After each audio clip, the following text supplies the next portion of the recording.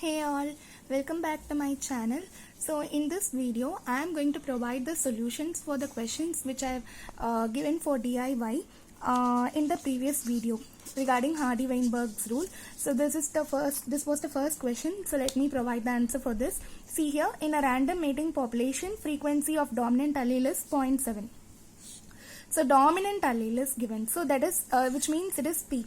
Recessive means Q, dominant allele means P, and what will be the frequency of homozygous dominant phenotype? So homozygous dominant phenotype means they are asking what homozygous dominant phenotype, so that will be P square, right? So simply they have given P and they are asking P square, only the words, the terms you need to understand, okay? And P square will be equal to 0.7 the whole square, that will be 0.49. So option A is your correct answer. Okay, next question. So I told you this was an important previous year question.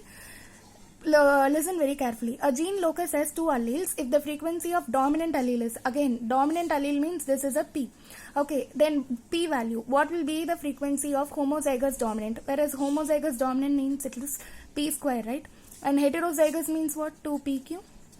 First you write, whenever you see these type of questions, you should write whatever they are asking, whatever they have given, so that you will get a clear idea. Okay, heterozygous means 2PQ. Homozygous recessive means what? Recessive homozygous they have given, that means they are talking about the genotype, Q square. Okay, they have given in options also like that only, genotypes only they have given, so Q square, P square. We know only P value. From this all we have to find. How to find? Very easily.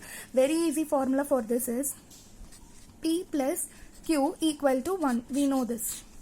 Okay, P plus Q equal to 1. So P plus Q equal to 1 means P value is what from this question? You can say 0.4. So Q will be equal to 1 minus 0.4. That is nothing but 0.6. So Q value is known. P value is also known. So this is P, right? This is Q. Now, what is the question which is being asked? First they are asking respectively they have given means, so you should be very careful. First you have to write P square value. Let's find that. P square will be 0.4 the whole square. So that will be 0.16. Okay. You should be very careful with the calculations also. Then they are asking heterozygous, which means 2PQ. 2 into P value is 0.4. Q value is 0.6. Therefore, 0.24 into 2, 0.48. No. 0.24 into 2, yes, 0.48, okay, and Q square will be 0.6 the whole square, so that will be 0.36. So what is our answer, students? See here, 0.16, 0.48, 0.36. So where is the option like that? Option D. See, 0.16, 0.48, 0.36. So option D is our correct answer. So like this, very easily you can learn these questions. So simple thing you have to keep in mind is allele, if they are given means, allele means P, Q you have to take. When P you have to take for dominant, okay, Q for recessive.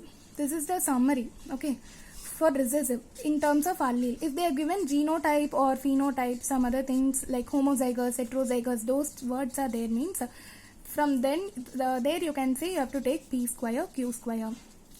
Okay, so this is for capital A, this is for small a. Then for capital A, small a, what you need to take? Capital A, small a, what you will take? 2PQ you will take, correct? So 2PQ.